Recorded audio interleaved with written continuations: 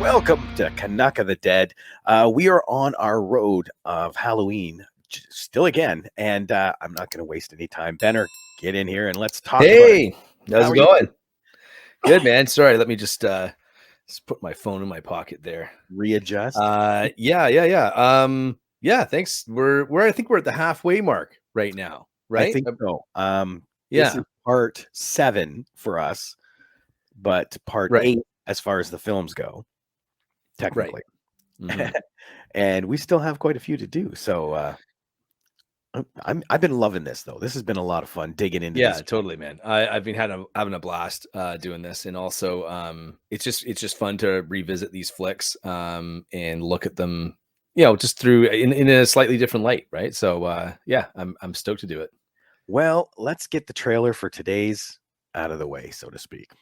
All right, yeah, let's get at it. Tomorrow night, you will enter the childhood home of our most brutal mass murderer. The home has been rigged up with several cameras, but for the most part, the audience will see only what you see. Are you sure they're not just putting us in some house with hidden cameras in the shower? This is gonna be fun. The windows will be boarded up and all the doors will be locked shut behind them. No one will be allowed to leave until the show is over. Let the dangertainment begin. You think this is the one that he used to, do his thing? One flash and you can light up 1,000 computer screens. You are like this close to getting voted off the island. Wait, what just happened? We just lost Bill's camera. There's somebody in the hall.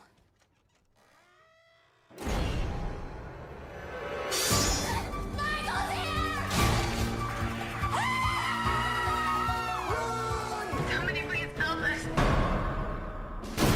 Hello, Michael. I knew you'd come sooner or later. What took you so long? Trick or treat, mother.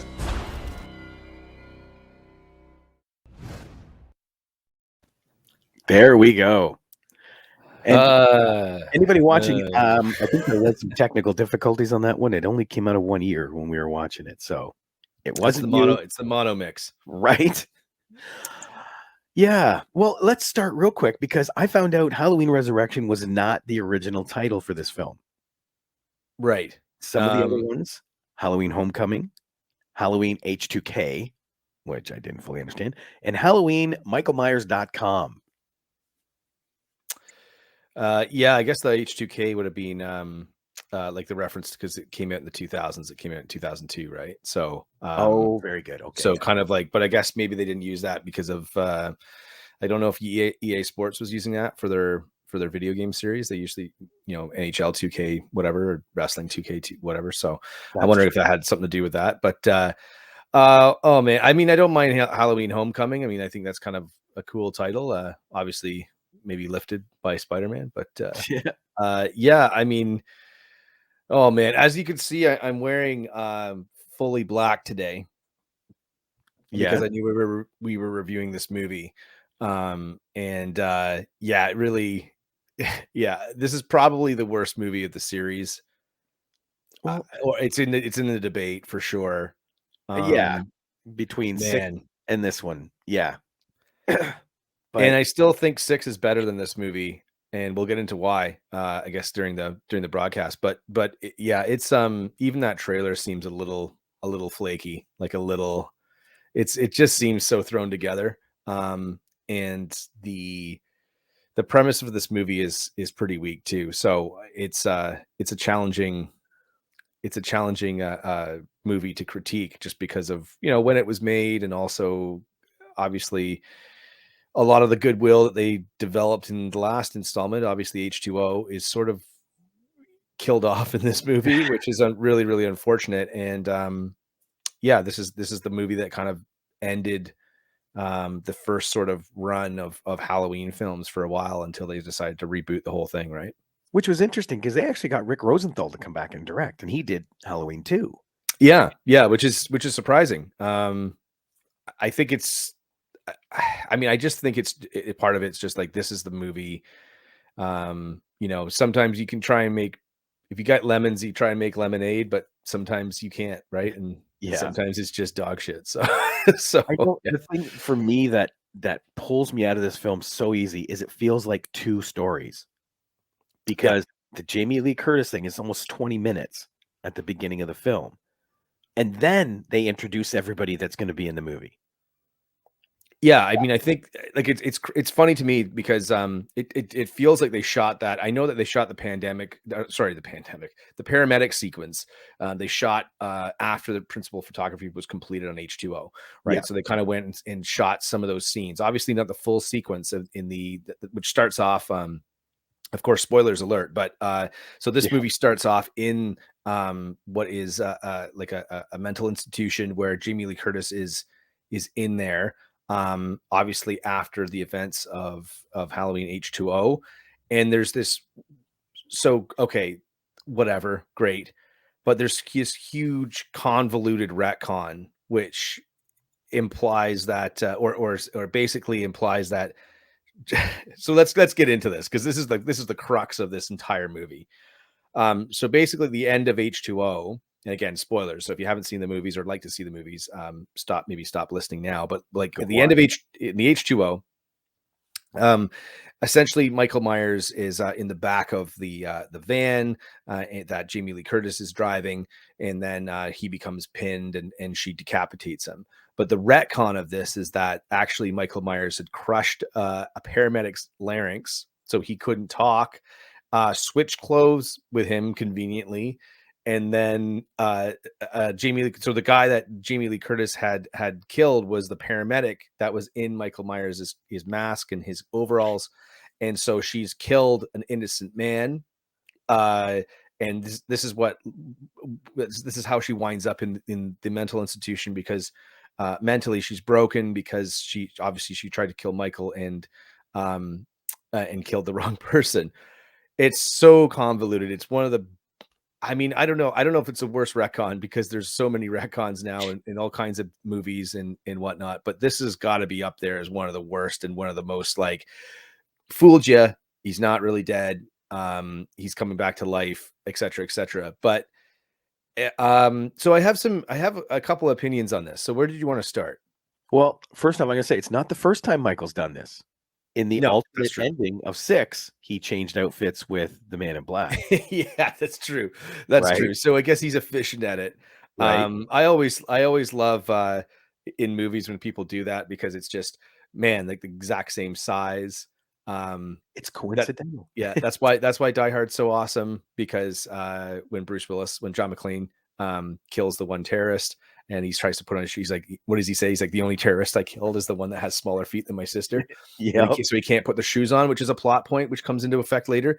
But most horror movies, I mean, people just switch out costumes, they switch out clothes, and they fit perfectly, right? Easy, so easy. Yeah. So one size fits all. But really silly. Yeah, really silly retcon. Yeah. It's so silly enough that I'm not sure why they filmed the original ending of H2O if this was actually the case of how they were going to go in the next film, or at least to keep that door open. Once you kind of go through a beheading, you're dead, right? Like you can't come back from that, right? Like there's no way possible that you can come back from that. Right. If you watch H2O, because I watched it knowing what they did, and you see Michael come up and he starts grabbing at the mask right away. And that's what they're saying is the paramedic realizing he has a mask on his head. But that dumb. scene is like a minute and a half, if not 2 minutes long, before she lops off his head.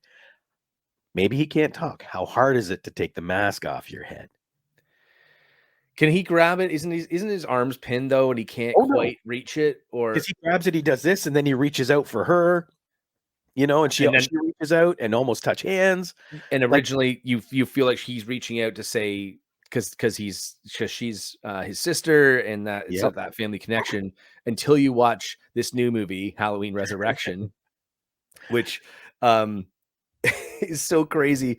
The thing with this though is that, so what happens in this film at the start of the film is that so Jamie Lee Curtis is in a mental institution. She's mentally shattered because she's killed the wrong person, but she's also waiting for Michael to show up and biding her time in order to try and kill him for good this time, which doesn't really happen at all.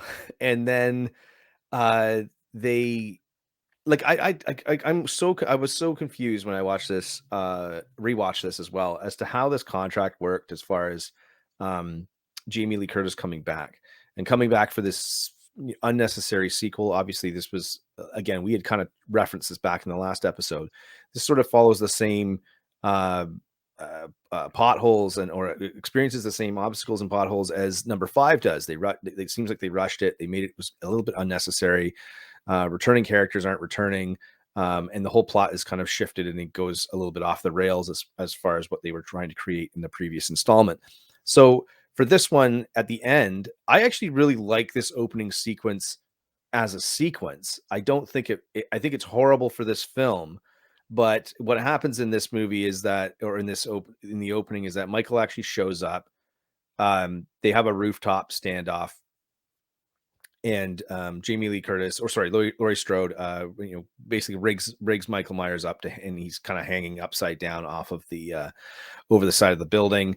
There's a kerfuffle, or there's a scuffle, and then there's this. Is the kiss in this movie? I can't remember if that's yeah, the this lead is the scene. one. Yeah. So where she kisses Michael and says goodbye, and then Michael grabs her and Laurie Strode falls off the building. Close. To She her does. death, right? She strings him up, right? Yeah. And she's getting ready to cut the rope, and I guess he reaches for his mask, and then she has this weird flashback about, okay, the last guy reached for his mask, I cut his head off, it wasn't him.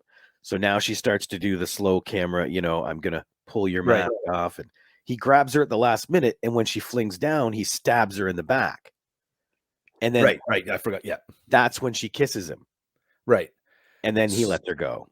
So I love this. So I like this sequence, and I just feel that this sequence would have been great to have at the end of H2O, as opposed to like as almost like a fake ending. So have the paramedics thing as a fake ending. Now I don't like how Laurie Strode falls here and presumably dies. I don't think that's ever actually stated in the film that she's dead, but No. clearly. Yeah. I like the kiss. I think that's a cool touch. I just wish that like Michael had fallen off the building into the darkness, and you presume that Michael Myers is maybe dead or maybe not, and then have that as the ending of H2O, as sort of like, so you kind of have the original ending of H2O was sort of being a little bit of a false finish there, and then this is kind of like the last ending where it's like, oh, like, years later or whatever. I think that would have worked, and I think it would have worked in a way where, as long as Laurie Strode survives at the end, so you reverse the deaths at the end, then you still keep it open for a sequel, which makes a little bit more logical sense. Yeah. And you can get rid of the retcon, because now it's not a retcon. It's actually part of the actual story of H2O, and a kind of a fitting ending. But again, there's still so many questions revolving around it. I think it could have been done better. But of course, where's Laurie's son? And just what all the other stuff that happened in H2O, all the backstory, all the character development, all the extra stuff that kind of went into Laurie Strode's character, courtesy of the majority probably from Jamie Lee Curtis's performance, is thrown right out the window. And it is a bizarre way to start a film. It does remind me a lot of Six, and I don't know. And then we're off to the races in the rest for the rest of the film. But what's your take on the opening? There's still one wonky part in that opening that just blows my mind, because there's one guy they follow around in a clown mask, and he's rattling off all the statistics on all these serial killers. After Laurie is dispatched, we'll say, Michael wanders into his room. Oh, that's right. And the guy pulls off his mask, and you now find out Michael's born in 1957. He gets the count wrong for how many people died for Halloween 1 and 2. Right. We past that. But then Michael hands him a knife. It's like, when would Michael Myers ever give anybody else a knife? Like he's somewhat passing the torch, or creating, like, quote unquote, creating another killer to follow along. I don't know. I mean, I'm not saying that I love this opening. I'm just saying that if you tweaked it a bit and added it to the end of H2O, it would have made a lot more sense and kind of been a really cool, really awesome ending. Like, I like the kiss. I think the kiss is cool. Like, I just think it's like, it's it feels a little poetic, it feels tragic, it feels, Shakespearean. Um, and even if they had both fallen off, like even if, maybe, Laurie cuts the knife and Michael Myers and Laurie Strode both fall to their death, and that's the end of H2O, I still would have loved that. I still think I would have been like, wow, that's a kind of a badass ending. And of course, like, sacrificing yourself for the survival of your family and friends and others, is, again, it's poetic and it's pretty cool. But yeah, as far as whatever else they do with this film, it feels so weird and so awkward at the start of a film to say. And a lot of the press and a lot of the publicity and promotion of this film was built around the idea that Jamie Lee Curtis was back. She's in the front and center of most of the posters on Halloween Resurrection, and she's only in the movie for like 5 minutes. So a bit of the old bait and switch, right? Exactly. Kind of like what's his name? Channing Tatum in G.I. Joe. Yeah, yeah, Yeah. yeah. Like, I mean, I think going into this film, I didn't see this film in theaters, but I think if you were a fan back in the day, going in and saying, "Great, like Halloween's back, H2O was pretty good. Jamie Lee Curtis is back in this new sequel. Cool, I'll go and see it." And what a disaster this film is, because after the fact, and I would say too, I think the opening sequence, regardless of the issues and the problems, like you just mentioned, the clown mask guy is redundant. It's just fat, right? But whatever, I think it's probably the strongest sequence in the film, which is Oh, which is 100%. which is saying quite a bit, right? And I agree with you too. I think that would have been better tacked on the end, and then just have them both fall into black and just end the film.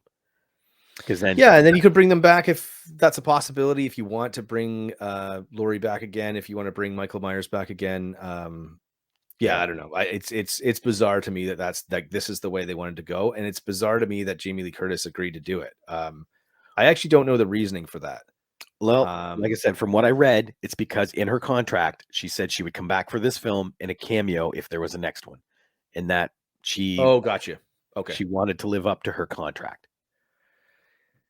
Yeah, and you know, I mean, again, we were talking about this in the last episode. It's just, what Jamie Lee Curtis brings to her roles, consummate professional, and commits to what she's going to do. So I don't know if I would have done that, to be honest. But to honor her contract like that, I mean, good for her. I mean, that really does mean a lot. And, the old, like, my word is my bond type of thing. But I mean, I do think that's commendable, but it's unfortunate that's just how they chose to. That's the cameo that they chose to give her, which is kind of crazy. Exactly. So now we get to the second half of the movie. I call it second half because that first half, like I said, it's own little thing. Yeah, Now we're in the second half where these people going to Haddonfield University. How big is Haddonfield? That it huge, has a university. I massive. thought it was a apparently. small town. Right? But regardless, it's got Haddonfield University where all these university students, I guess, have auditioned for this Dangertainment. I can't even remember what they called the show. No, it's Dean. I'll look at. Keep talking. I'll look it up. Okay. But yeah, the company is Dangertainment. Yep. Run by Yeah, Busta Rhymes and Tara Banks. yeah, And yeah. they're gonna Keep go going. to his house. Keep going. And be all camered up like a reality show. And what the people will see is what the cameras show them. And just off the surface, it's like, how does Michael Myers even fit into this kind of situation? Yeah. You know what I mean? So the show is called Dangertainment. I guess that's the name of the show. Oh, really? Okay. Which I also think is the company name. I don't know. That's what was on the van. Man. Okay. Yeah. Go ahead. Keep going. What else can I say? That literally is the plot. And they spend the night or day or whatever in the Michael Myers house. Right. So, what's so strange about this is that it really feels like they're trying to do too much with this film in a way where they don't really know where the audience is, and they're trying to latch on to whatever was hot at the time. Reality TV, hidden camera shows, and as well as this does feel like it's weird that this movie is and the promotion is billed with like Jamie Lee Curtis as the central figure in the promotion, but really ultimately this is a vehicle for Busta Rhymes, which is, you know, strange to me because it does feel like this movie was made for Redman or Method Man, and it's like those guys couldn't do it, so they got Busta Rhymes. And no disrespect to Busta Rhymes, I love Busta Rhymes. He's like a phenomenal talent. He's a phenomenal rapper. I've got a couple of his albums, and he's actually not a bad actor either. It's just to build an entire like film, especially a film franchise this iconic around him, is a bit strange. And Tyra Banks as well. I mean, obviously just a peripheral character, but again, the plot is shaky. It's a bit weird, and whether or not that there's enough here to build an entire film on, I'm not sure. And maybe that's the reason that there's an opening sequence, like you said. If you look at this, you know, like you mentioned, Rob, the second half of this film, it's almost like this second half wasn't enough meat there to make a film. Like it feels like it's only an hour, and they're like, how do we got to stretch this out to like an hour and a half or at least in order to kind of make our box office here. So it's definitely strange. I just read one little bit that when she agreed to do this cameo, like when she finally came onto it, she agreed to do it as long as her character was killed, so that there was no hope of her coming back on this show. Oh, right. Okay. So that makes sense. Yeah, throw that in there. But still, they could have like killed them both, like we discussed. Our ending is better, Rob. Like if we had made the movie, our ending was, or our start or our ending is better. So absolutely. So now we're in the house with Michael Myers because they're thinking, okay, the people are going to go in and see things, you know, and they tell the people that are going in, nothing's been touched. It's all the way it is. And so you see this baby chair with handcuffs on it to lock a kid down. And there's these big butcher knives all over the place. Yeah, this is Michael Myers' childhood, his abandoned childhood home. It's not because I feel the houses in Halloween get super confusing because nobody really knows what house they're talking about. But it's not like in Nightmare on Elm Street where there's like one house. There's multiple houses and they all kind of look the same. But yeah, and they change through the series, as we've mentioned before in previous episodes of this show. But yeah, it's his abandoned childhood, Michael's abandoned childhood home. But that's the fun part of it too, because technically they are all one place. But every time you see them, they look different. Yeah, You know? exactly. So again, I mean, we should, and you know what, we should have prefaced this by saying this is a continuation of the H2O storyline. So it's Halloween 1, Halloween 2, Halloween H2O, and then Halloween Resurrection. Yeah. This doesn't have any, it has no continuity with Halloween 4, 5, and 6, which is obviously what were we called? The Cult of Thorn. Yeah, the Thorn timeline, Thorn trilogy. This is a new add-on. And again, like we discussed last time, like Halloween H2O was sort of a pretty decent end cap to this new trilogy, which is the H2O trilogy, which is Halloween 1, Halloween 2, and Halloween H2O, or Halloween 20 years later. And then you have this sort of addendum or epilogue on to that movie, which is just, yeah, again, it's the reality TV. We're gonna make a movie. It does feel like they're like, hey, we'll just put a bunch of cameras in and we'll make a movie for cheap. It'll cut down on costs, and we can grab some of that Blair Witch money. We can grab some of that other reality TV show money that's cheap to produce, and it just feels so forced and also the house is like not very big. I mean, and it takes them a long time, like hours, to explore this house and find out all these different things. And yeah, I don't know, man. The basement where there's like a wall full of victims. That's I gotta admit, that's a cool little plot point when they bust that open, see the victims, and then realize the bones are fake, you know, and they realize they've been set up.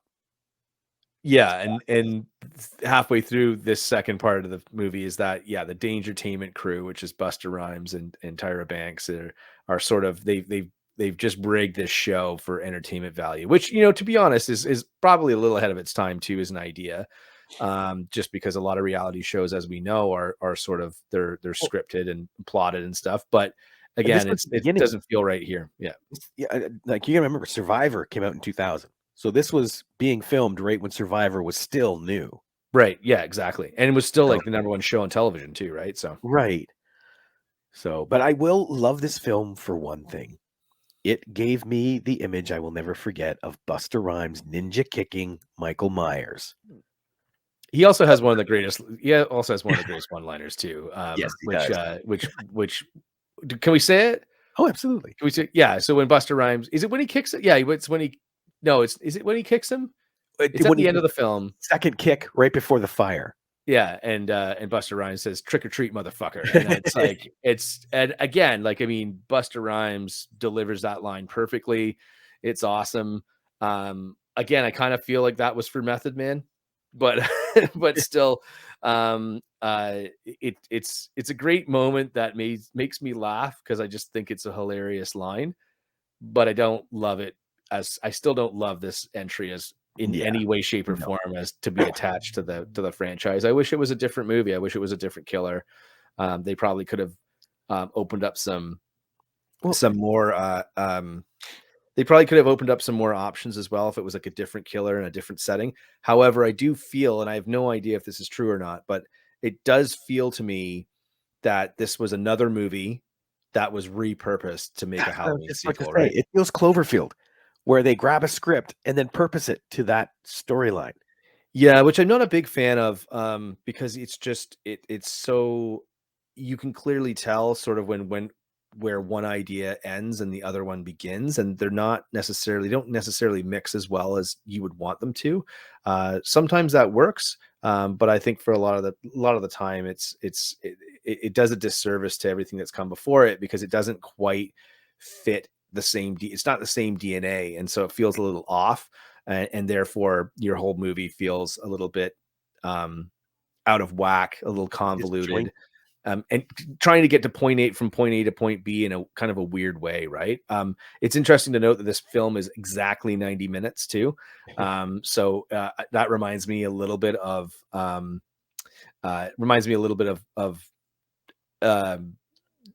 Joss Whedon's Justice League, where they said we want this movie to be 2 hours, and it's the shitty cut of the movie is actually 2 hours right to the minute. So it's interesting that that's there. But yeah, it's a weird movie. Again, the cast that the things that we were talking about, all the things that we mentioned on the last episode for H2O, the fact that there's character development for Laurie Strode, that there are new characters that are brought in that make sense, that kind of develop her as a character and also kind of move the plot, the overarching plot of the film franchise forward a bit, giving it kind of some more nuance and a little bit more texture. All of that's gone here. None of that exists. Yeah. Even the cast. Last time we were talking about, Michelle Williams and Josh Hartnett and LL Cool J and guys actors and actresses that were kind of bringing, almost undiscovered actors and actresses sort of in some of their first roles, like bringing that kind of decent chemistry and charisma to their characters so you actually like them. None of that's here. I know Katie Sackhoff's in this movie, but the rest of the characters are fairly they're not memorable. And again, that's a big thing for me. I gotta at least care what happens to these characters, and the way that they're kind of thrust into this situation where they win a contest to be on the show is still, it feels so forced, right? And Yeah. yeah. Two things on Katie Sackhoff. One, she did not watch that film until 2020 when the pandemic hit, and she did a reaction video on her YouTube Did she channel. really? Yep. Oh wow! What did she say? And sorry, we should have noted this. Katie Sackhoff's character is called Jen Danzig in this film, which I can't imagine is not a tip of the cap to Glenn Danzig from the Misfits and Danzig, of course, which is hilarious. And I don't know why. Like, I mean, why is that there? I don't know why. Well, Other than maybe the guy's like somebody is a huge Danzig fan, right? that's what I'm thinking, because remember Danzig did, or the Misfits did those two songs, Halloween and Halloween 2. They have nothing to do with the films, but they have the Right. same titles. Right. So it's probably that. Yeah. But the second thing, and it's really funny, when Jen Danzig is in there and she flashes herself like the bra, Mm-hmm. Katie did not do that. Oh, it's And body double. she didn't know it until she did the reaction video, Oh, right? Or so sorry, until she went to the premiere with her parents. Because that scene happened and her parents looked at her and she went, I don't know, right? And she was worried because whoever that body double is has smaller breasts than she does. And she didn't want people thinking that they were small like that. That's funny. Yeah, I don't know, man. And she looks like a young Brittany Murphy in that movie. Because Yeah, that's she I does. remember watching it, and that's who I thought it was for the longest time. Yeah, she does. It's oh man, I'm not too sure. Like I know this film was a box office disappointment. And it was a bit of a flop for the company. And again, to see them sort of go through the paces where they had something good, they rushed the next installment, and the next installment kind of undoes a lot of goodwill, especially with the fans and fans of the series and fans of, obviously Jamie Lee Curtis and Laurie Strode. Yeah, there's not a lot of good things to say about this film, and it doesn't even deliver on a sort of a haunted house way. It does feel it's just it's so wishy washy. The guys at the party, like the subplot of like the Oh, yeah. dudes that go to the Deckard. party that are trying to that are like in this party room, and then I mean that becomes the focus of the party is just it's a bit cringe for sure, and it just feels like I don't know what they were trying to do. Like I don't know where the idea of this film kind of came from to the point where they're like, this is what we're gonna shoot, guys. Like we're on board with this. It just feels so convoluted and yeah, I don't know. I'm repeating myself now because there's not too many good things to say about it. Well, it opened at number 4 on opening weekend and grossed $12 million. It's sad to say that is 1/3 of the official take for the film because Right. it ended up making globally $37 million. Yeah, and you got to remember that I think the production budget was about 15 million. So yeah, about 15 million bucks. But the thing to consider is that the marketing costs that go into the film usually double that number. So your budget was probably 30 million, maybe 40 million depending. So it probably just broke even, probably made money overall, but again, not the same amount of money that they were looking for for Halloween H2O. And by comparisons, and I don't think we talked about this in the last episode, but for comparisons, the budget for Halloween H2O was 17 million and made 75. So you can see sort of like how that kind of plays into. I don't know what the global box office was for. I'm trying to look that up real quick. But the global box office for Halloween H2O. But again, Halloween H2O made lots of cash for everyone involved. That's why they made a sequel. And yeah, with with not the same results. So it made. No. It says it made 55 million. H2O made 55 million domestically, so probably the 75 million is probably like an international number. Obviously, international box office wasn't back then what it is today, so makes sense. Well, stick around because I'm going to talk to Benner about their proposed sequel to this trilogy, and we'll get his thoughts and see what he thinks on it. Oh, good lord. Okay, yeah, let's do it.